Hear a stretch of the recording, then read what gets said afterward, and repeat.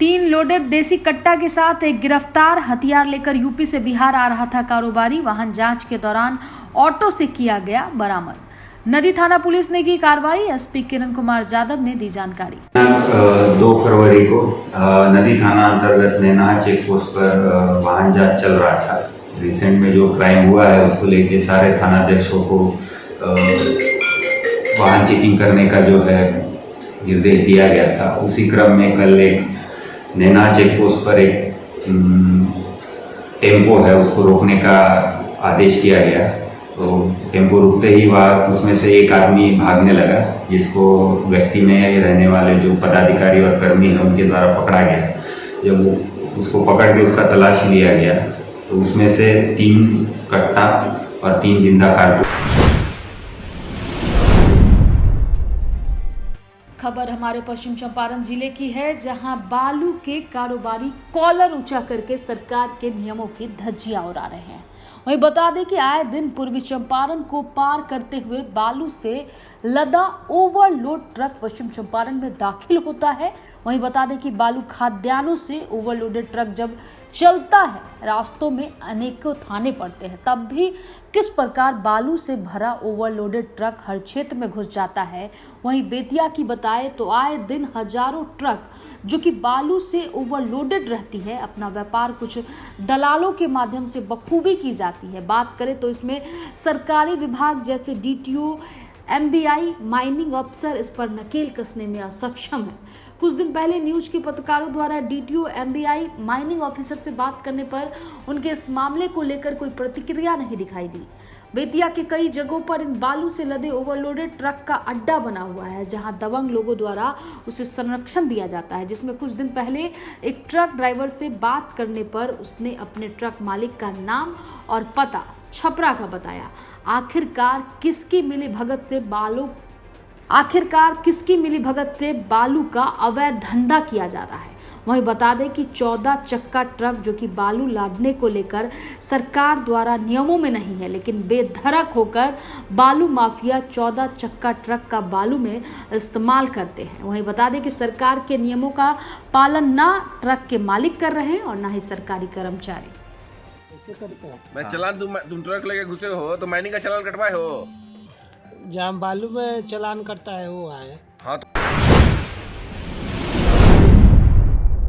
मझौलिया में rotary club of Bettiah central की ओर से आगामी 8 फरवरी को मिर्जा टोली के एक दंपत्ति के बेटी का दिल का ऑपरेशन केरल के कोचीन में कराया जाएगा। जानकारी रोटरी क्लब बेतिया सेंट्रल के अध्यक्ष अजय कुमार श्रीवास्तव ने दी है। उन्होंने बताया कि ऑपरेशन रोटरी क्लब की ओर से निःशुल्क कराया जाएगा और उन्होंने जानकारी दी है कि मिर्जा टोली निवासी छोटू कुमारी की 5 माह की बेटी के दिल में छेद है। छोटू बताते हैं कि कई डॉक्टर्स को दिखाने के बाद अंत में दिल्ली एम्स अस्पताल गया, वहां 4 साल बाद ऑपरेशन का डेट मिला है।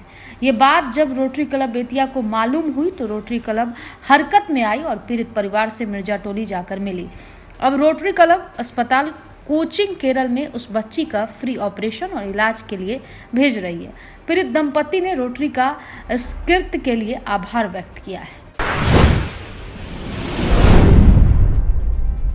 खबर बगहा के रामनगर से है, जहां प्रखंड प्रमुख निहारिका नूतन ने सभी आवास सहायक के साथ बैठक की है, जिससे 2016 से लेकर 2020 तक सभी अपूर्ण आवास लाभुकों की जानकारी हासिल की गई है। वहीं जो लोग भूमिहीन हैं, ऐसे लोगों को जमीन की खरीदारी के लिए 60,000 नगद राशि देने की भी चर्चा की गई है। बैठक में रामनगर प्रखंड विकास पदाधिकारी चंद्रगुप्त बैठा और आवास पर्यवेक्षक और सभी ग्रामीण आवास सहायक भी मौजूद रहे।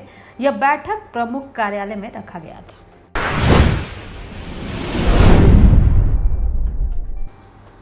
Punjab and Maharashtra co operative bank के घोटाले के मुख्य आरोपियों में से एक डायरेक्टर दलजीत सिंह बल को रक्सौल बॉर्डर से गिरफ्तार कर लिया गया है। बता दें कि दलजीत सिंह देश छोड़कर भागने के दौरान इमिग्रेशन विभाग में बुधवार देर शाम गिरफ्तार कर लिए गए हैं, जिसकी जानकारी इकोनॉमिक ऑफिस विंग को दे दी गई है। ईडब्ल्यूओ की टीम के आज रक्सौल पहुंचने की संभावना है। उम्मीद है कि दलजीत सिंह नेपाल के रास्ते कनाडा जाने के फिराक में था। बुधवार की देर शाम वाल्मीकि नगर थाना पुलिस गश्ती दल ने थाना क्षेत्र के रहुआ टोला गांव के निकट नशे में धुत 4 युवकों को धर दबोचा। इस बाबत जानकारी देते हुए वाल्मीकि नगर थाना अध्यक्ष अर्जुन कुमार ने बताया कि चारों युवक सुस्ता नेपाल से शराब पीकर भारतीय सीमा में आ रहे थे। करीब आने पर उनके मुंह से उठ रही दुर्गंध से पता चला कि वो शराब पिए हुए थे। शराब के सेवन की पुष्टि कराए जाने के लिए चारों युवकों को बगहा नगर थाना ले जाया गया और वहीं ब्रीथलाइजर मशीन से शराब की पुष्टि हो गई। समाचार लिखे जाने तक बिहार नए उत्पाद अधिनियम के तहत कांड संख्या 10/22 मामला दर्ज कर चारों युवकों को बेतिया न्यायिक हिरासत में भेज दिया गया है। इन युवकों का नाम विनोद राम, दिनेश शर्मा, मुन्नी लाल, ये सभी झरवा गांव निवासी हैं।